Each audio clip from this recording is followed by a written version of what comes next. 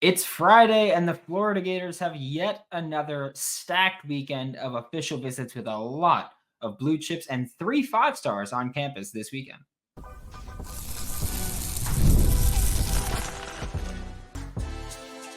You are Locked On Gators, your daily podcast on the Florida Gators. Part of the Locked On Podcast Network, your team every day.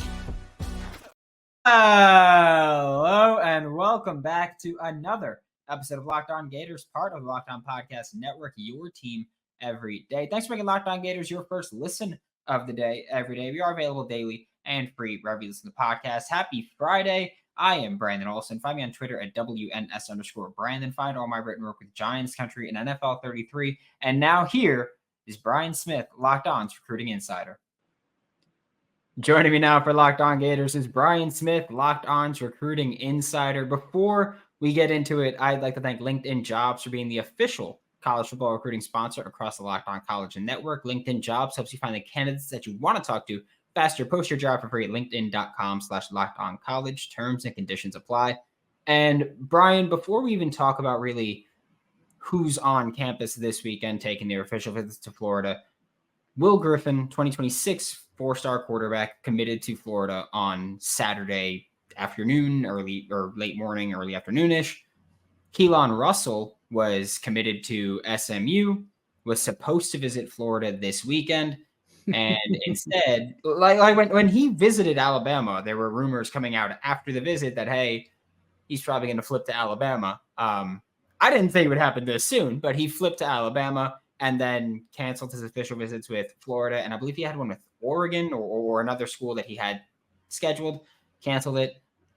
It feels like before Will Griffin committed, landing a quarterback, a high-ranking quarterback for 2025 was going to be a bit difficult.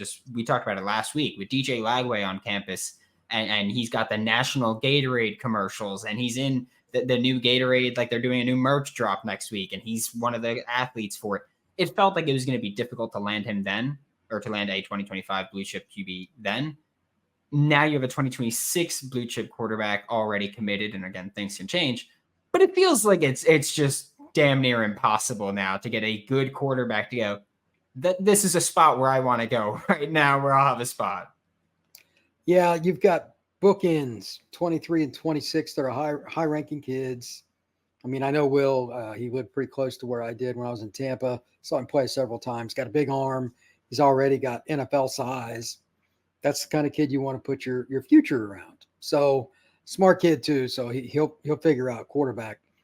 I don't know if they're going to get a 25. If they don't, they don't.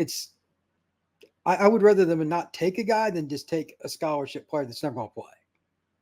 So they're in an awkward spot.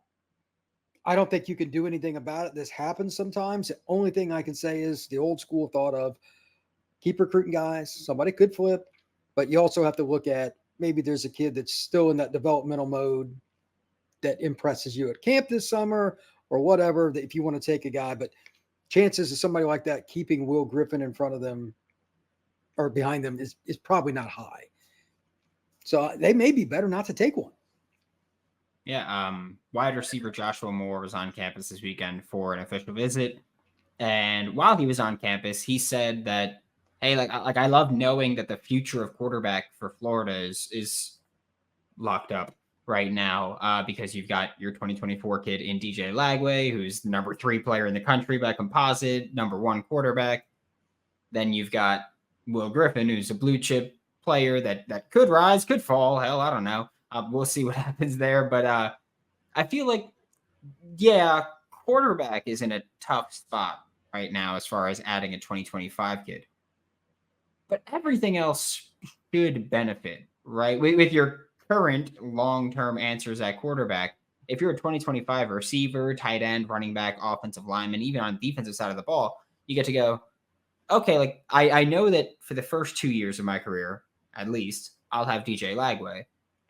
And then until I go to the NFL, I'll have Will Griffin. So I feel like at least that's a decent trade-off to just go, hey, every other position should benefit from this.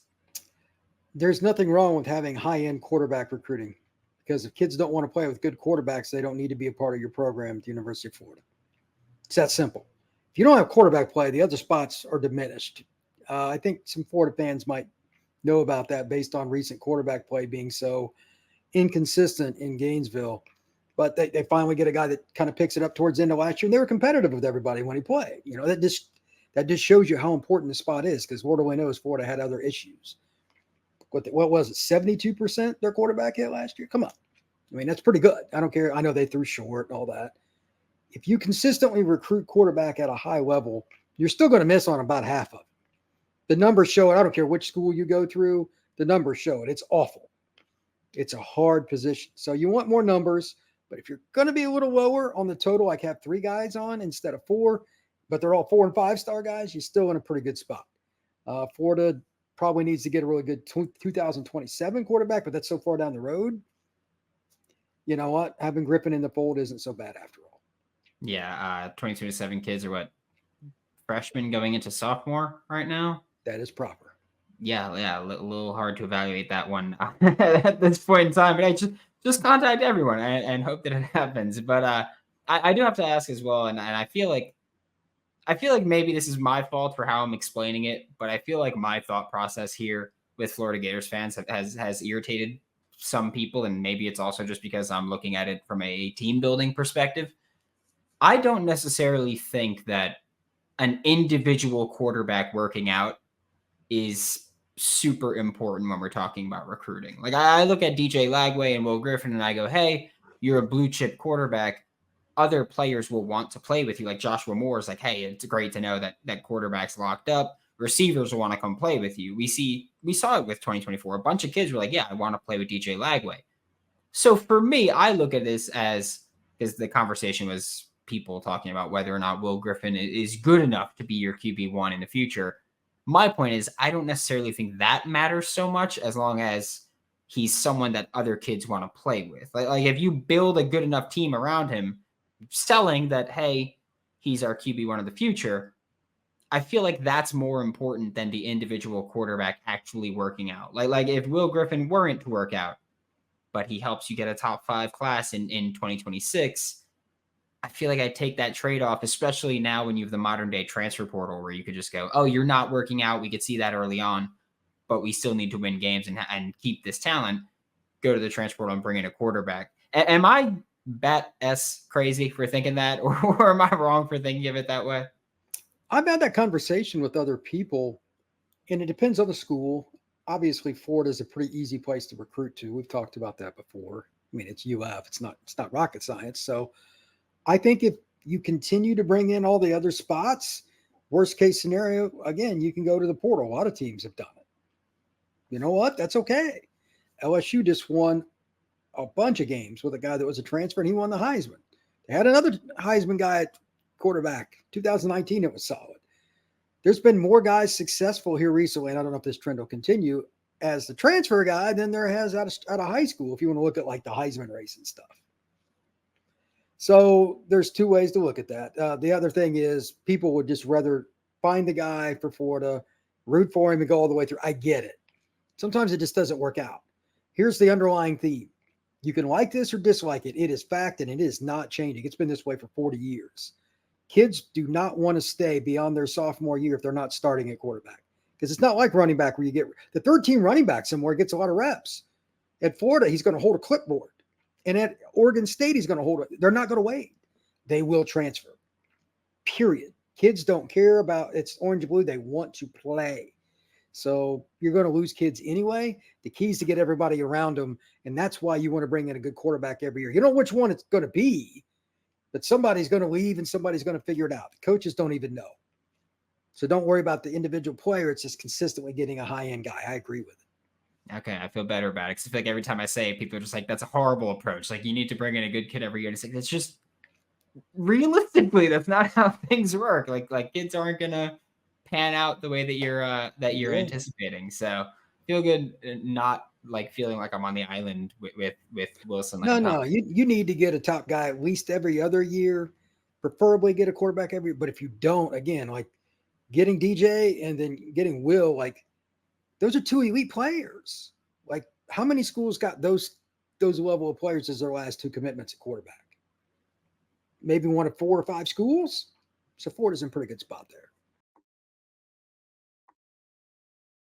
With passion, drive, and patience, that's the formula of winning championships. And it's also what keeps your ride or die alive. eBay Motors has everything you need to maintain your vehicle and level it up to peak performance: superchargers, roof racks, exhaust kits, LED headlights, and more. Whether you're into speed, power, or style, eBay Motors has got you covered with over 122, listen to this, million parts for your number one ride or die. You'll always find exactly what you're looking for. And with eBay Guaranteed Fit, your part is guaranteed to fit your ride every time or your money back. Because with eBay Motors, you're burning rubber and not cash. With all the parts you need at the prices you want, it's easy to make your car into the MVP and bring home huge wins. Keep your ride or die alive at ebaymotors.com. Eligible items only. Exclusions applied. eBay Guaranteed Fit is only available to U.S. customers. The next player that we're going to talk about is currently a Florida State commit, which you are the host of Locked On Seminoles. So maybe this is kind of your wheelhouse of Locked On Seminoles and recruiting. But Solomon Thomas, blue chip offensive lineman, 5-star offensive lineman, top target on the offensive line for the Florida Gators this year. What do you think the Florida Gators, because we've talked about him before and what you think of him, what do you think the Florida Gators have to do in order to flip Solomon Thomas from the Florida State Seminoles? Or because I'm petty, so even if you don't land him for Florida, just pull him away from Florida State. And even if he goes to LSU, he's not going to Florida State. And so take that trade off. I don't think Florida staff is looking at it quite like that. I don't know what he's trying to figure out, because when I talked to him last, he made it clear that he wanted to listen to everybody's pitch. He was taking a business approach to it. Totally fine, because I wish more kids would do that. Evaluate everybody at face value. For me, not worry about what everybody else says. I'm going to evaluate. That's kind of how I took our conversation. He liked Florida a lot. And I don't know off the top of my head how many times he's been to UF since the beginning of the year. I'm guessing 3 or 4. And if you do that, it's maybe an hour and a half or whatever to Gainesville from his area in Jacksonville, but you have to like him a lot. You wouldn't do it. And he's such an elite player, unlike some other kids, he can do that and get away with it. Florida State can't just cut bait with him because he's visiting somebody else. It would be, if it was in reverse, it'd be the same thing. So this has been going on as long as I've lived. Florida and Florida State recruiting kids and flips and stuff. This is par for the course. So arguably the nation's top interior offensive line recruit, if that puts it in perspective for anybody that doesn't know him. And I've seen him several times. He's elite. I think he can play tackle, but he just prefers guard. I don't know if Florida can really do anything else because they've recruited him so hard. They may have recruited him the best. And Florida State's done a good job. He likes Florida State. I mean, he committed early there. So, and for the record, Miami still thinks they have a shot at him too. So they do a tremendous job with recruiting. They do a really good job. So the outlier is LSU. I wouldn't bet on the out-of-state school, but it would not surprise me at all if Florida flipped him. From everybody I've talked to, Florida is definitely involved. These are a couple of the people I spoke to do not like Florida. I'll just leave it at that. So if they think it, then there's a legit shot. So do you think he can, and I know that this is maybe a bad question here, but because he said he likes playing guard, you think he can play tackle, but he likes to guard. Do you think he's someone that could bounce into center more? Because I know that just the way that I look at things is your most valuable offensive position, your most valuable offensive line positions are your tackle spots and then center and then guard. So I'm just trying to get the best player possible to the more valuable spot if he likes playing on the interior. I never spoke to him about it directly. He liked the brutality of the interior. Like he is very old school. He seems like a psycho. Well, he's got a little of that to him, but he's like, look, you're going up against guys that bench press 400 pounds. It's different on the interior. There's not as much space. It's harder to pass rush. But when you're run blocking, you're trying to move somebody that is mammoth. And he's right. And he just said, I like that challenge because it's about just pure physical power maxed up with, your technique. Okay. And he's all about learning that stuff. And he's pretty technically sound for a kid his age, to be honest with you. Raines has done a nice job with him. But he didn't mention center. That's the only spot we didn't talk about. The only thing there is he's such a masher. I don't know if I want him worrying about checks and all that other stuff. Because, like, there aren't many of these guys, but like Quentin Nelson doesn't snap either. The Colts are okay with it.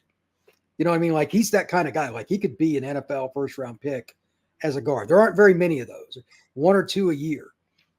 Solomon Thomas could be that. I don't know if he's going to go 6th overall like Quentin did at the Colts, but he has that ability. And if you're a dominant guy like him, like he has NFL Pro Bowl physical traits. At 310, he moves like a guy that's 270. I don't care where he plays, but I've seen him play left tackle in high school. I've seen him play guard in high school. Either way, when he gets his hands on somebody, the other guy goes backwards. That's what I know. So wherever Florida can play him, like I think he could play as a freshman at Florida. That's the kind of physical tools we're talking about. So, and again, he takes his craft seriously. Most of the kids that are this talented take it for granted a little bit. I don't think Solomon does. Yeah, I have to just mention for people that may not have heard you and I have this conversation before, for Brian to say that he thinks an offensive lineman can play as a freshman in the SEC is about as high praise as you can get for an offensive lineman. We've talked about a lot of good offensive linemen here, and basically everyone has been, no, don't even try to do it. Just give him time. So for Brian to say that about Solomon Thomas is very high praise. And Solomon Thomas has said that he likes that Florida has 2 offensive line coaches. And we've heard quite a few recruits say that over the years. And granted, this year there's a different second offensive line coach. Darnell Stapleton went to the Washington Commanders. Jonathan DeCoster is now coming in from the Cleveland Browns. And Florida now has, again, 2 offensive line coaches, again, different offensive line coach. But over the years, we've heard a lot of offensive line recruits say, I love that Florida has 2 offensive line coaches. But you can make the case that offensive line recruiting since Billy Napier has gotten here has been the worst position that they've recruited. So I'm just curious if you have any insight on that as to why there's so many kids that go, oh, I love the 2 offensive line coach approach. And then recruiting when it comes time to signing day does not indicate that they truly love that. I'm guessing they just haven't done a good enough job recruiting. The concept is one thing. The application is quite the other. Look, some schools use 2, some use 1. But even if you have 1 pure O-line coach, everybody has somebody that helps with recruiting. That's the gratis, whatever. I'll say it again. It is on UF staff if they're not doing good at any position. It is not hard to recruit to UF. It's the SEC, recent national titles. It's a good school. It's a cool place to be. Like Gainesville's a fun time. That's on them. To me, that's all relationship, and the coaches have failed. Prove me wrong. Yeah, and I will say this, because you mentioned recent national titles. We're approaching a time where these recruits were not even born when Florida won national titles. So like this is... It's close. We're approaching the time where you don't get to say that anymore if you're Florida. Right, you right. don't get to go, hey, trophies, because it's been, what, 2008 years now, and we're getting over there now. So you're kind of losing time to say that, Florida. I just want to throw that one out there.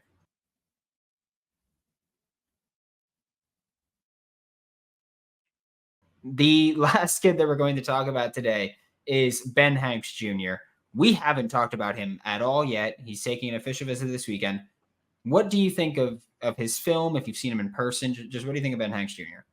I've seen him in person multiple times. I've seen his film a couple of times. Saw him as a sophomore, then saw him again last summer.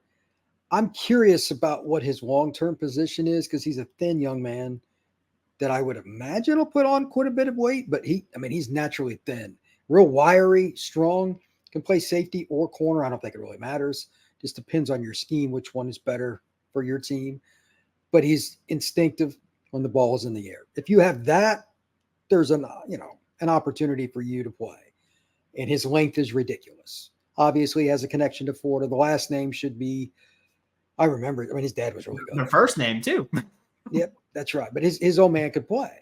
And he was a guy that was a clutch player, which ironically, I think his son is very much the same. When the ball is in the air, I'll bet on Ben more often than I will the guy that's trying to compete with him. I think he could play some man coverage and be fine. There's technical things he'll have to work on, etc. But I think he's an SEC level corner if he gets, a little more weight. Like playing the run game and the screen game is the new thing with corners. I don't worry about him covering as much anymore. It's being beat up because they try to put tight ends on you and stuff to beat the bejesus out of the corners to help out the receivers on go routes and stuff. That would be an off the field thing, and I have no idea. But the physical traits, ability to turn, run, hit, catch the ball in the air, time his jumps, all that stuff is there. He can play pretty much anywhere in the secondary. Yeah, we haven't talked much about legacy recruits since you've joined Locked On.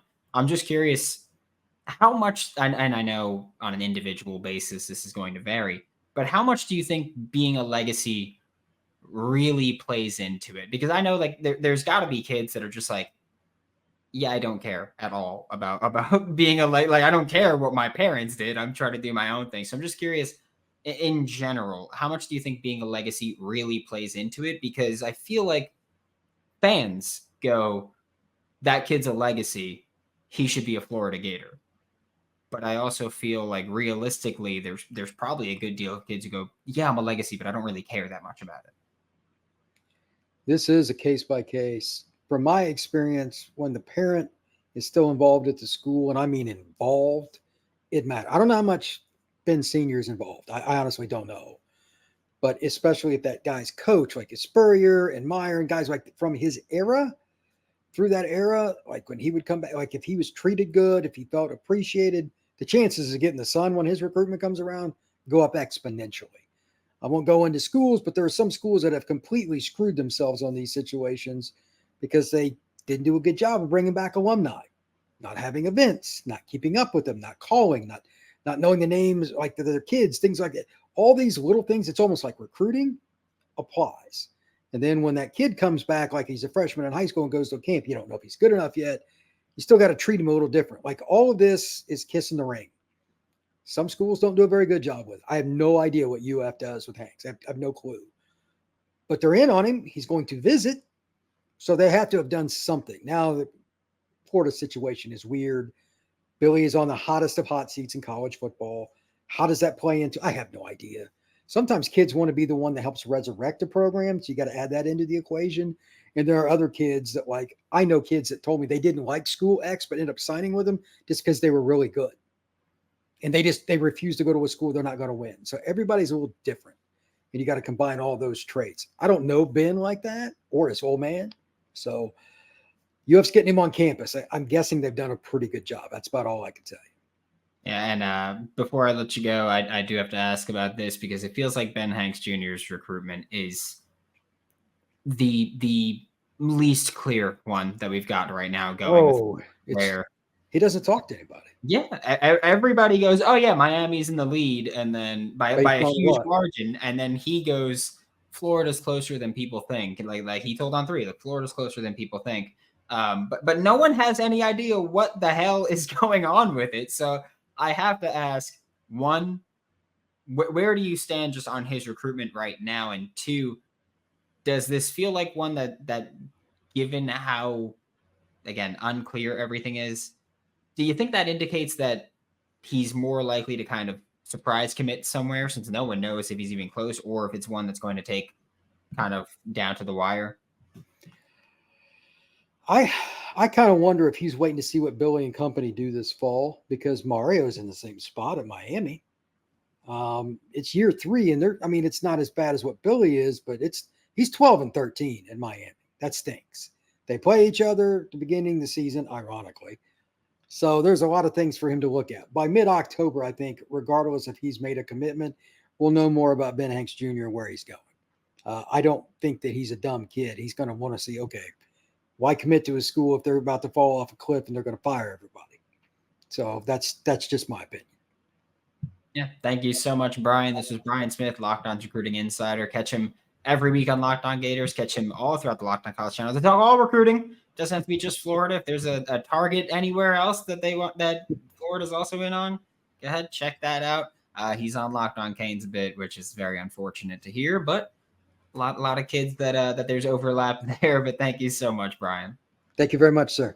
Thanks for making Locked On Gators your first listen of the day. We are available daily and free wherever you listen to podcasts. We'll be back next time, Monday at the latest, to talk more Florida Gators football. For Locked On Gators, I'm Brandon Olsen. Don't forget to follow me on Twitter at WNS_Brandon. Find all my written work with Giants Country and NFL 33, and I will see you all next time.